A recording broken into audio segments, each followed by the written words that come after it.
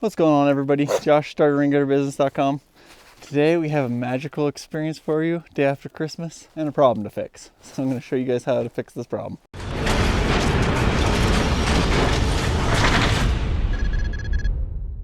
Okay, so this is a really big house. Did this, I think 2 years ago now. And I recommended we did, this is a standing seam roof. A lot of them were just little shed roofs, and we missed two of them on the very back of the house. I didn't figure we needed them. They were pretty small. We did S5 on the rest of the house that needed it, like the front entryways, you know, everywhere else, except for right here, and a little one right above you. So, it kind of bit me in the butt. I mean, the guy's paying for more stuff, but so what we're going to try to do is tune these gutters up, get them back up to where they need to be, and then we're going to finish this off with S5, get everything working good. So check it out.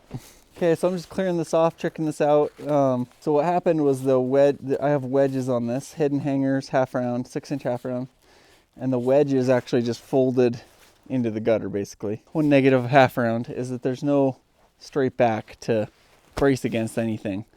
So anyways, those wedges just pushed in. Looks like I need to replace 3 of the wedges. And what I'll do is probably just loosen this end of the gutter, kind of straighten that back out as much as you can, because you can't really see that back very much. And then cut new wedges for it, put them on. Probably replace all my screws, replace the hangers, because all of that kind of gives it strength to hold itself upright. One thing that I was just doing was with when there's ice, I don't know, probably some of you guys live in icy climates, but with this ice, instead of, like, if you're wanting to salvage a gutter, don't ever just like go hacking away at the ice, because what it does is, even if you don't hit the metal, the pressure of that ice underneath the screwdriver will make big dents and dings everywhere. So what I like to do is, as long as the gutters aren't real dirty and old, you can just kind of like wiggle it around some, and the ice will start coming out. So right now it's already popped away from the metal, so now I just gotta chunk it out basically.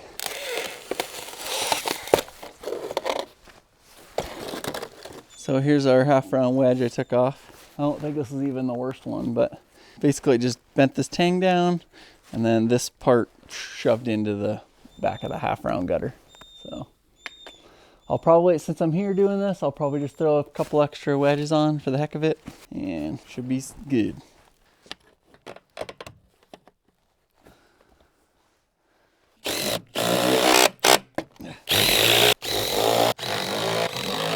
All right, so now we're gonna start doing the S5 snow stop. I got this gutter nice and back up where it needs to be. I just wanted to match what I had on the previous spots, and they are 8 inches from the bottom edge of the roof, which seems about right to me for this, you know, this size of a roof. You don't want it like right up front, but you want it somewhere in between like 2 feet and the front of the roof. So 8 inches is a good spot for a shorter roof like this. My mittens are making me feel like it's my first day on the job here. I'm just testing these out. So I'll go 8 inches, make a mark. And what S5 is a clamp-on snow stop system. So it's not gonna have any punctures through the roof. Just clamps onto these ribs and holds up really well. We do quite a bit of it.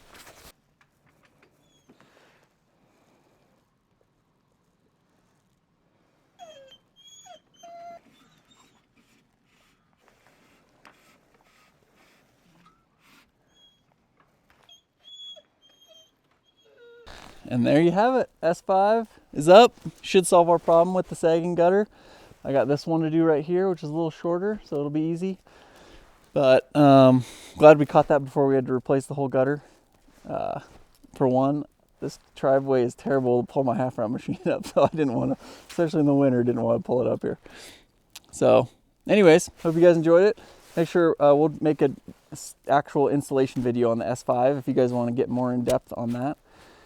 And hope you guys enjoyed your holidays. Merry Christmas. See you on the next one.